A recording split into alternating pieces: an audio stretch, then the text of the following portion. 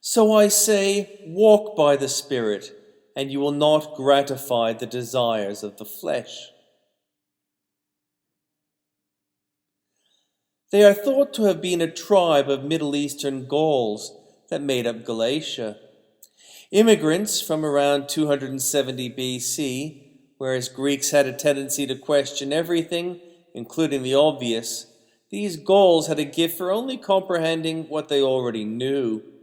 So Paul had spoken extensively to the Galatians, even lived among them, but still had to explain that the old law had been surpassed.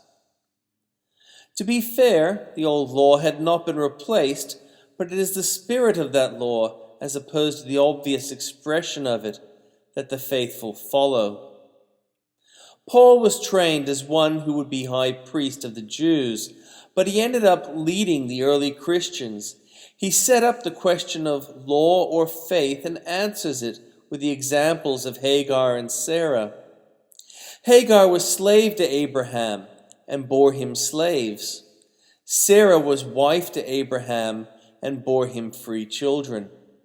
According to Paul, one had to follow the Spirit, and by doing so would find themselves freed of flesh demands.